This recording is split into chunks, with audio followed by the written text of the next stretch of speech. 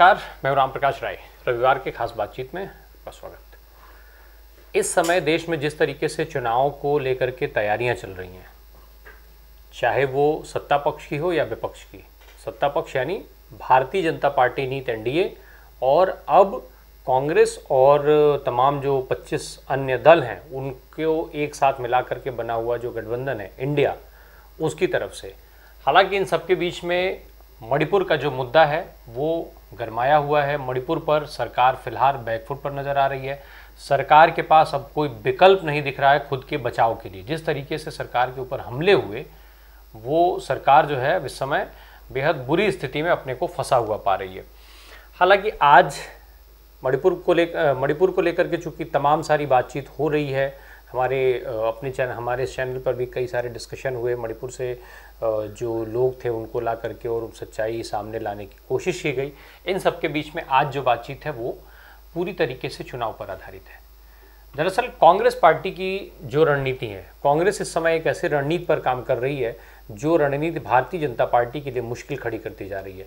कांग्रेस इस समय एक ऐसा त्रिकोणीय जाल बनाने में लगी हुई है जिसमें भारतीय जनता पार्टी के जो तमाम नेता हैं, जो उनके सबसे बड़े चेहरे हैं, प्रधानमंत्री नरेंद्र मोदी और उनके चाणक्य कहे जाने वाले अमित शाह, वो भी बुरी तरीके से फंसे हुए दिखाई दे रहे हैं। इतने ज़्यादा फंसे हुए दिखाई दे रहे हैं कि उनके पास फिलहाल भाजपा के ही पास पूरा जो है बचने का रास्ता अभी तत्काल समय में तुरंत में दिखाई नहीं पड़ रहा है। और यही वजह है कि जो भारतीय जनता पार्टी हर समय चुनावी मोड में रहती है, 365 दिन 24 घंटे जो चुनाव की तैयारियां करती है, उस पार्टी के जो चुनाव का अभियान है वो इस समय फिलहाल पूरी तरीके से ठप दिखाई दे रहा है। आज हम बात इसी पर करेंगे कि ये जो त्रिकोणीय जाल है वो क्या है। दरअसल हम बात कर रहे हैं कांग्रेस के जो 3 ऐसे नेताओं की जिन्होंने इस समय फिलहाल केंद्र की सरकार और प्रधानमंत्री नरेंद्र मोदी, गृह मंत्री भारतीय जनता पार्टी के चाणक्य अमित शाह के नाक में दम कर रखा है। ये 3 नेता हैं राहुल गांधी, मल्लिकार्जुन खड़गे और प्रियंका गांधी। एक तरफ जहां राहुल गांधी प्रधानमंत्री से लेकर के सरकार को पॉइंट टू पॉइंट घेरने में लगे हैं, वहीं प्रियंका गांधी सीधे उन मुद्दों को उठाने में लगी हुई हैं जो आम आदमी से जुड़े हुए हों। इससे इतर मल्लिकार्जुन खड़गे देश बचाने की, लोकतंत्र बचाने की, संविधान बचाने की और इसके अलावा सदन की जो चीज़ें हैं उसके सहारे केंद्र की सत्ता और भारतीय जनता पार्टी के साथ साथ प्रधानमंत्री को घेर रहे हैं। ये जो 3 कोने बन रहे हैं, इन 3 कोनों ने भारतीय जनता पार्टी को फिलहाल उलझा रखा है। कैसे, बताते हैं आपको। हम पहले बात कर लेते हैं राहुल गांधी की। राहुल गांधी जिस तरीके से पॉइंट टू पॉइंट सवाल उठा रहे हैं किसी भी मामले पर, चाहे वो हिंडनबर्ग की जो रिपोर्ट आई अडानी को लेकर के, जिस तरीके से उन्होंने सिलसिलेवार सवाल प्रधानमंत्री से पूछा, भारतीय जनता पार्टी की तरफ से तमाम प्रयास किए गए कि वो उस मुद्दे से उनका ध्यान हटे, सवाल पूछना बंद करें, पर वो सवालों पर अड़े रहे। वो लगातार उन्हीं सवालों को तमाम मंचों से उठाते रहे। उन सवालों पर हम फिलहाल नहीं जाते क्योंकि वो सवाल अब पब्लिक डोमेन में हैं, तमाम बार आपने भी सुने हैं। हमारे इस चैनल के माध्यम से भी कई बार उन सवालों पर डिस्कशन हुई, बातचीत हुई, तमाम डिबेट्स हुई। लेकिन जो सवाल थे कि आखिर वो कैसे अडानी को फ़ायदा पहुंचाया गया, कहाँ कहाँ गए, ये सारे जो सवाल थे वो सवाल पॉइंट टू पॉइंट पूछे गए। भले ही प्रधानमंत्री ने उस पर कोई जवाब नहीं दिया, सदन के अंदर से लेकर के सोशल मीडिया के सारे प्लेटफॉर्म तक राहुल गांधी इन सवालों को मजबूती से उठाते हुए देखे गए। इसके अलावा जिस तरीके का व्यवहार उन्होंने किया, चाहे वो भारत जोड़ो यात्रा हो, भारत जोड़ो यात्रा के अंदर मीडिया से बातचीत हो, या भारत जोड़ो यात्रा के बाद तमाम मंचों से मीडिया से बातचीत हो, जिस तरीके से मीडिया को उन्होंने अपना हथियार बनाया, सोशल मीडिया को उन्होंने अपना हथियार बनाया, वो उसकी काट भारतीय जनता पार्टी खोज नहीं पाई। क्यों? क्योंकि प्रधानमंत्री कभी मीडिया से बातचीत करते नहीं हैं। वो हमेशा वन वे कम्युनिकेशन में रहते हैं। वो केवल अपने मन की बात करते हैं, जो घंटों वो बोलते हैं जिसमें उनसे कोई सवाल नहीं पूछा जा सकता है। एक सवाल उनके अमेरिका दौरे पर पूछ लिया गया एक रिपोर्टर के द्वारा, महिला रिपोर्टर के द्वारा, तो जिस तरीके से भारतीय जनता पार्टी की पूरी ट्रोल आर्मी उसके पीछे भिड़ गई, ये हम सब ने देखा किस तरीके से अंतोगत्वा जो है व्हाइट हाउस को सामने आ करके और अपने पत्रकार के बचाव में खड़ा होना पड़ा। इससे इतर राहुल गांधी बार बार मीडिया को लेकर के उन्होंने मीडिया पर सवाल भी उठाए, लेकिन वो मीडिया के साथ खड़े भी रहे और मीडिया से जो उनका संवाद था उस संवाद को वो लगातार उन्होंने जारी रखा। भारतीय जनता पार्टी के लिए कहा गया कि तमाम साजिश करके उसने किस तरीके से मानहानि के मुकदमे में अधिकतम सजा उनको करवा करके उनकी लोकसभा की सदस्यता रद्द करवाई, ताकि वो उनकी जो आवाज़ है वो दबाई जा सके। पर राहुल गांधी रुके नहीं, उनकी सदस्यता गई। उन्होंने सदस्यता जाने पर नहीं बोला, बाकी चीज़ों पर वो एज इट इज़ बोलते रहे जैसे वो पहले बोल रहे थे। सत्ता से लेकर के और जो तमाम मुद्दे हैं उन मुद्दों की बात वो जिस तरीके से सांसद रहते हुए कर रहे थे, उससे कहीं पुरजोर तरीके से उन्होंने सदस्यता जाने के बाद उठाना शुरू कर दिया। मंच जो थे वो मंच उनको लगातार मिलते रहे, चाहे वो देश में हो या विदेश में हो। अमेरिका दौरे पर जिस तरीके से उन्होंने सवाल उठाए केंद्र की सरकार से लेकर के और तमाम मुद्दों पर, वो उसका जो जवाब था भारतीय जनता पार्टी नहीं खोज पाई। मुश्किल हो गई भारतीय जनता पार्टी के लिए वो। इसके साथ साथ जो तमाम चीज़ें हुई, चाहे उनका बंगला खाली कराने पर वो कभी नहीं बोले। अमेरिका यात्रा में जिस तरीके से उनकी कई बार उनके ऊपर सवाल उठाया गया, उस पर उन्होंने जवाब नहीं दिया। वो मुद्दों पर बात करते रहे, लगातार मुद्दों पर। जिन मुद्दों पर जवाब देना जरूरी रहा, उन मुद्दों पर उन्होंने मीडिया और सोशल मीडिया के माध्यम से जवाब दिया। इसके अलावा सदस्यता जाने से लेकर के बंगला खाली कराए जाने तक जितना भी उनके साथ जिस भी तरीके से चीज़ें घटी, जो भी घटनाएं घटित हुई हों, पर इन सबके बावजूद भी जो उन्होंने सबसे बड़ा हथियार भारत जोड़ो यात्रा से खोजा कि लोगों के बीच में जाएं, लोगों से संवाद करें, उसको बंद उन्होंने नहीं किया। उस पर अंकुश सरकार नहीं लगा पाई, भाजपा उसकी काट नहीं निकाल पाई। वो लोगों के बीच में जो जाने का उनका क्रम था, चाहे वो छात्रों के साथ उनके मिलने के लिए उनके हॉस्टल पहुंच जाना या मुखर्जी नगर पहुंच जाना, दिल्ली की तमाम गलियों में घूम करके और वो मोहब्बत का शरबत पीने से लेकर के और तमाम सारी जो चीज़ें थी वो लगातार जारी रहीं। भारत में उन्होंने ट्रक की यात्रा की, न्यूयॉर्क में जाकर के ट्रक ड्राइवर से मिले। इसके साथ साथ फिर वो अभी हाल ही में वो धान रोपने पहुंच गए थे, जिन महिलाओं के साथ वो जब खेत में काम कर रही महिला और लोगों के साथ वहाँ पर उन्होंने धान की रुपाई की। इसको लेकर के भारतीय जनता पार्टी बड़ी चिंतित हो गई, भारतीय जनता पार्टी के पेशानी पर बल पड़ गए। इतना ही नहीं, जिन लोगों के साथ उन्होंने वहाँ पर खाना खाया रुपाई करते समय, उनको दिल्ली बुलाया, दिल्ली में उनका स्वागत सत्कार किया और स्वागत सत्कार करके उनके साथ खाना खाया। ये जो सारा सीन था, इसने राहुल गांधी की एक अलग छवि कर दी है और इस छवि का एक काट फिलहाल भारतीय जनता पार्टी निकाल पाने में नहीं दिखाई दे रही है। उसके पास अभी इसका कोई रास्ता दिख नहीं रहा है। बैकफुट पर है भाजपा राहुल गांधी को लेकर के, घिरी हुई है पूरी तरीके से। अगली बात करते हैं प्रियंका गांधी की। 30 अप्रैल को जब कर्नाटक के विधानसभा चुनाव चल रहे थे, 30 अप्रैल को कर्नाटक के बागलकोट में एक रैली होती है। ये जो रैली थी, इस रैली में प्रियंका गांधी ने प्रधानमंत्री नरेंद्र मोदी के जो 91 गालियों की सूची को जो उन्होंने गिनती करवाई थी, उसका जवाब देते हुए जो बातें कही थी, वो बातें प्रियंका गांधी की उस बात ने बिल्कुल वहाँ का ट्रेंड बदल दिया, एक नए ट्रेंड को जन्म दिया।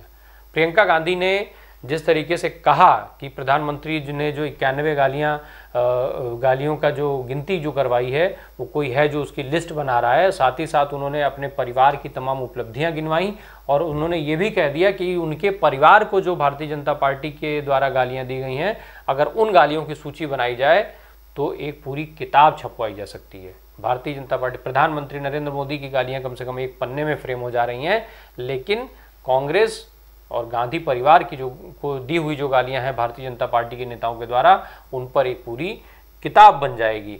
उसको जो है साथ ही साथ उन्होंने कई सारी चीज़ें भी कही। ये जो वीडियो है वो 1 मिनट सवा मिनट का वीडियो है, ये आप सुन लीजिए और इसको सुनते रहिए और फिर हम आगे प्रियंका की बात और करेंगे।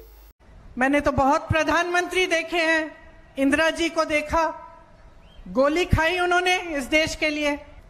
राजीव गांधी को देखा, शहीद हुए इस देश के लिए। नरसिम्हा राव जी को देखा, मनमोहन सिंह जी को देखा, मेहनत करते हुए दिन रात को इस देश के लिए। लेकिन मैंने पहला ऐसा प्रधानमंत्री देखा है बहनों और भाइयों, पहला देखा है ना, जो आपके सामने आकर रोता है कि मुझे गाली लग रही है, मुझे गाली दे रहे हैं, आपके दुख सुनने के बजाय अपना दुखड़ा आपको सुनाते हैं। और किसी ने उनके ऑफिस में बैठकर एक लिस्ट बनाई है। अरे आपके दुखों की लिस्ट नहीं है वो आपकी समस्याओं की लिस्ट नहीं है। वो ये लिस्ट नहीं है कि किसानों की क्या समस्या है, हमें क्या करना। वो ये लिस्ट है कि मोदी जी को कितनी बार किसने गाली दी है। कम से कम एक पन्ने पे फिट तो आ रही है। अगर मेरे परिवार को जो गालियां दी हैं इन लोगों ने, हम लिस्ट बनाना शुरू करें तो हम किताब पे किताब छपवा लेंगे। हिम्मत करो मोदी जी, मेरे भाई से सीखो। मेरा भाई कहता है गाली क्या, मैं गोली खाऊंगा इस देश के लिए। मेरा भाई कहता है सच्चाई के लिए मैं खड़ा रहूंगा। तुम गाली दो, गोली दो, छुरा मारो, कुछ भी कर लो, घबराओ मत मोदी जी, घबराओ मत।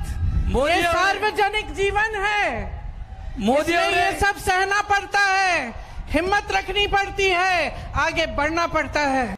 ये जो वीडियो था, प्रियंका गांधी ने जब ये बयान दिया, इस बयान के बाद किस तरीके से चीज़ें बदली, वहाँ पर इस बयान के बाद हैशटैग के साथ क्राई पीएम पे सीएम का ट्रेंड शुरू हो गया। ट्विटर पर ये ट्रेंड होने लगी थी चीज़ें, जिसने एक तरफ भारतीय जनता पार्टी प्रधानमंत्री नरेंद्र मोदी पर बड़ा सवाल खड़ा किया, दूसरी तरफ वहाँ जो भ्रष्टाचार की बात हो रही थी, 40% कर्नाटक में जो बात होती थी, उसको और ज़्यादा उजागर करके सामने रख दिया और जनता ने इसको स्वीकार कर लिया। नतीजा क्या हुआ?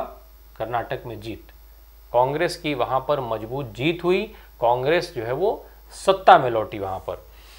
इसके बाद अभी प्रियंका गांधी की हम हाल की बात करें। जैसे ही कर्नाटक का चुनाव खत्म हुआ, परिणाम के पहले ही प्रियंका गांधी के नेतृत्व में शुरुआत हो गई मध्य प्रदेश के विधानसभा चुनाव की तैयारियों की। वहाँ पर 5 गारंटियों की अनाउंसमेंट हो गई। अभी प्रियंका गांधी की जिस तरीके से वहाँ पर जबलपुर में उन्होंने अभियान की शुरुआत की और वो सारी चीज़ें लगातार चर्चा में बनी हुई थी कि एक बार फिर प्रियंका गांधी जब ज्योतिरादित्य सिंधिया जो कैबिनेट मंत्री हैं भारतीय जनता पार्टी की सरकार में इस समय, जो कभी कांग्रेस में हुआ करते थे, स्वयं राहुल और प्रियंका गांधी के करीबी माने जाते थे, उनके गढ़ ग्वालियर में वो दौरे पर गईं।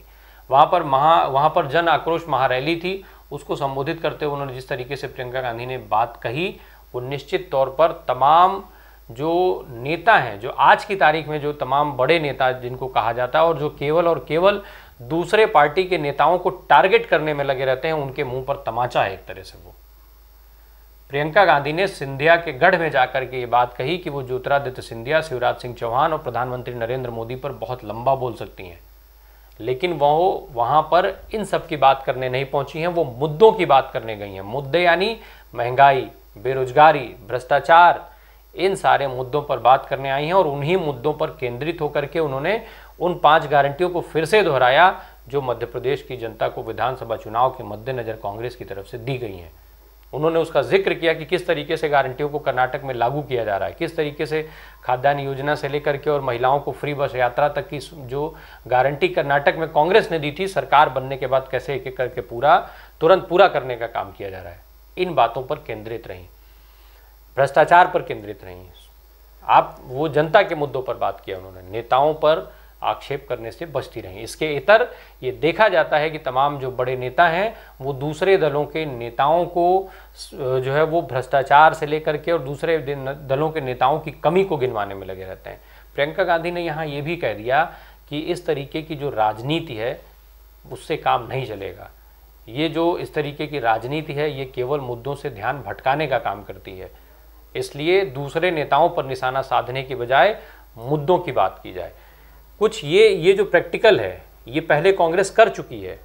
हिमाचल में मुद्दों की बात करके कांग्रेस सत्ता में आ गई, कर्नाटक में मुद्दों की बात करके कांग्रेस सत्ता में आ गई और अब यही काम मध्य प्रदेश में कांग्रेस ने शुरू किया है। आम आदमी से जुड़े हुए मुद्दे उठा रही है और प्रियंका गांधी इसकी अगुवा बनी बैठी हैं। प्रियंका गांधी इसका चेहरा बनी हुई है, मुद्दों का चेहरा बन गई है प्रियंका गांधी इस समय।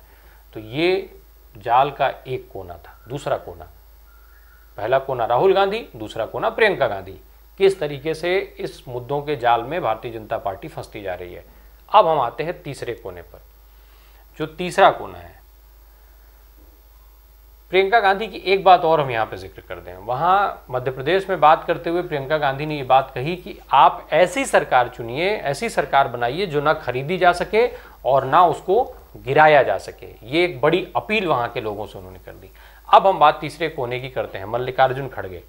जब से मल्लिकार्जुन खड़गे ने कांग्रेस के राष्ट्रीय अध्यक्ष का पद संभाला है, तब से वो एक बिल्कुल नए तेवर में दिख रहे हैं, और उनका जो तेवर है उसका असर पूरी तरीके से कांग्रेस पार्टी के ऊपर दिख रही है। कांग्रेस पार्टी जिस तरीके से आक्रामक हुई है, जितने आक्रामक तरीके से मुद्दों को उठाया जा रहा है, जितने आक्रामक तरीके से चुनाव प्रचार का अभियान चल रहा है राज्यों में, या लोकसभा चुनाव को लेकर के जिस तरीके की तैयारियां चल रही हैं, वो एक अलग रूप में कांग्रेस, एक नई कांग्रेस देखी जा रही है।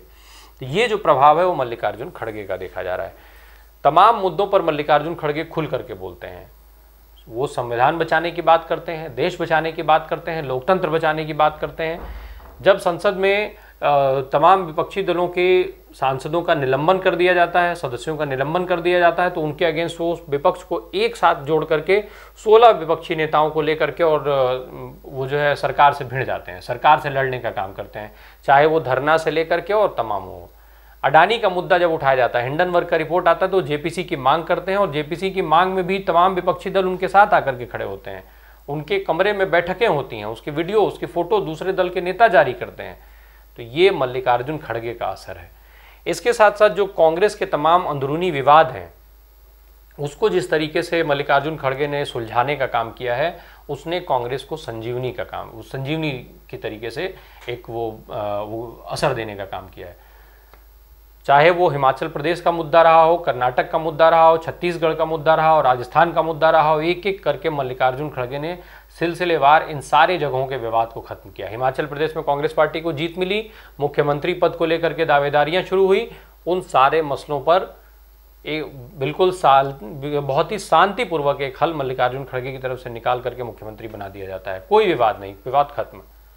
कर्नाटक में जिस तरीके से सिद्धारमैया और डीके शिव कुमार को लेकर के दिक्कतें हुई मुख्यमंत्री बनाए जाने को लेकर के, वो सारी दिक्कतें कम। चुनाव के पहले जिस तरीके से चीज़ें हो रही थी, वो उन सब का सॉल्यूशन, कर्नाटक उनका घर है, उस तरीके से उनका असर देखा भी गया कर्नाटक में। छत्तीसगढ़ में टीएस सिंहदेव और भूपेश बघेल के बीच का जो विवाद है वो लंबा चला आ रहा था। यहाँ तक की अटकलें लग रही थी कि टीएस सिंहदेव बहुत जल्द कांग्रेस पार्टी छोड़ देंगे और शायद नई पार्टी बनाएंगे या भारतीय जनता पार्टी में जाएंगे। एक फैसला आता है और सारे विवाद खत्म हो जाते हैं। टीएस सिंहदेव डिप्टी सीएम बना दिए जाते हैं छत्तीसगढ़ के, सारे विवाद खत्म हो जाते हैं। मल्लिकार्जुन खड़गे बातचीत करते हैं, चीज़ों का हल निकालते हैं और सब कुछ शांत हो जाता है। भारतीय जनता पार्टी जिसे अपना हथियार बनाने जा रही थी, उस हथियार को ही उन्होंने सिरे से खत्म करने का काम कर दिया। राजस्थान में इतने विवाद बार बार 9 बार से ज़्यादा बैठकें हो चुकी थी सचिन पायलट और अशोक गहलोत मुख्यमंत्री जो हैं उनको लेकर के। इसका विवाद में एक बार 2 बार मीटिंग्स होती हैं और विवाद का हल निकल जाता है। हल ऐसे निकल जाता है कि जो सचिन पायलट जो हैं वो बिल्कुल शांत हैं, आज की तारीख में उनका कोई बयान नहीं आता। अशोक गहलोत जो हैं वो सचिन पायलट पर किसी तरह का हमला नहीं करते, और इस समय दोनों नेता चुनाव की तैयारी कर रहे हैं। विधानसभा चुनाव की तैयारी में दोनों नेताओं को लगा दिया गया है। मल्लिकार्जुन खड़गे का ये काम है। तो इस तरीके से ये जो तीसरा चेहरा, जो तीसरा कोना है, वो मजबूत होता हुआ दिखाई दे रहा है। इसके अलावा मल्लिकार्जुन खड़गे दलित समुदाय से आते हैं। दलित समुदाय में आज की तारीख में देश में बड़े नेता हैं वो। अब यहाँ पर जो प्रधानमंत्री नरेंद्र मोदी के द्वारा तमाम चुनाव में जो अपनी पिछड़ी के जो कार्ड खेला जाता था, वो भी अब उसका प्रभाव भी लगभग खत्म सा दिख रहा है। अब प्रधानमंत्री जो है वो पिछड़े की बात करते हुए अपने खुद के पिछड़ा बताने वाला जो उनकी लाइन थी, वो जो है अब उन्होंने बताना बंद कर दिया है। अब वो अपने भाषणों में पिछड़ा होने का नहीं बताते हैं कि मैं पिछड़ा हूँ, ओबीसी हूँ, ये वो जो वो बताया करते थे, अब वो नहीं बता रहे हैं। ये असर मल्लिकार्जुन खड़गे का है। इन सब के बीच में सबसे ज़्यादा प्रभाव मल्लिकार्जुन खड़गे का तब देखने में आता है, या यूँ कहें कि इनका प्रभाव और इनका जो कद है उसका अंदाज़ा इस तरीके से लगाया जा सकता है, और साथ ही साथ ये भी माना जा सकता है कि किस तरीके से राहुल गांधी जो है वो एक मिसाल पेश कर रहे हैं। वो ये कि हर जनसभा में या हर बैठक में, हर रैली में, जहाँ भी स्टेज पर राहुल गांधी होते हैं और मल्लिकार्जुन खड़गे पहुँचते हैं, तो राहुल गांधी खड़े होकर के उनका स्वागत करते हैं। जब राहुल गांधी खड़े होकर के मल्लिकार्जुन खड़गे का स्वागत करते हैं, तो अपने आप लोग जेपी नड्डा के ऊपर सवाल उठाना शुरू कर देते हैं। अपने आप ये लड़ाई जो है वो खड़गे बनाम जेपी नड्डा हो जाती है। किस तरीके से खड़गे को घेरने की कोशिशें की जाती थी रिमोट बता करके, और जो दृश्य दिखाई देता है वो खड़गे की मजबूती को बयान करता है। तो ये 3 अलग अलग कोने हमने आपको विस्तार पूर्वक बताए। ये जो तीन कोने हैं, ये जो त्रिकोणीय जाल है जो कांग्रेस की तरफ से बुना जा रहा है और इसकी बुनाई जो है लगातार और महीन की जा रही है तमाम मुद्दों के माध्यम से, वो निश्चित तौर पर भारतीय जनता पार्टी के लिए चिंता का विषय है। इस कांग्रेस के इस त्रिकोणीय जाल में फिलहाल भारतीय जनता पार्टी, उसके नेता फंसे हुए दिखाई दे रहे हैं, कोई रास्ता फिलहाल निकलता हुआ दिख नहीं रहा। और यही कारण है जिसका हमने जिक्र किया था शुरू में कि आज भारतीय जनता पार्टी अपने चुनावी अभियान को बिल्कुल विराम दिए हुए है। चुनावी अभियान में जो है वो कुछ भी इस समय नया उनके यहाँ से निकल करके आता हुआ नहीं दिख रहा है। अब वो फिलहाल इस मंथन में, अब हो सकता है लगे होंगे कि नहीं लगे होंगे, कि मंथन में लगे होना चाहिए उनको कि किस तरीके से इन नेताओं से पार पाया जाए। और रही सही कसर पूरी कर दी जिस तरीके से विपक्षी दलों का जो कुनबा है वो लगातार बढ़ता जा रहा है। 23 जून को जो बैठक होती है पटना में, उस बैठक में जहां जो है 16-17 दल होते हैं, वहीं जब दोबारा बैठक होती है इसकी बेंगलोर में तो वहां पर 26 दल पहुंच जाते हैं। तो ये जो जिस तरीके से उनका कुनबा बढ़ रहा है और मजबूत हो रहा है, ये भी निश्चित तौर पर भारतीय जनता पार्टी के लिए चिंता का विषय है। और इसीलिए कहा जा रहा है कि ये लड़ाई अब इंडिया बनाम एनडीए हो गई है और इस लड़ाई में एनडीए किस तरीके से इंडिया पर वार करेगा और कैसे उससे भारी पड़ेगा, ये एक देखने वाली बात होगी। बेहद दिलचस्प होने जा रहा है 2024 का लोकसभा चुनाव। देखना ये होगा कि 24 के चुनाव में लोग किधर जाते हैं, ये जो मुद्दे होते हैं वो कितना हावी हो पाते हैं और कैसे भारतीय जनता पार्टी कांग्रेस की तरफ से लगातार उठाए जा रहे इन मुद्दों का जवाब दे पाती है और इनसे बाहर निकल पाती है। धन्यवाद।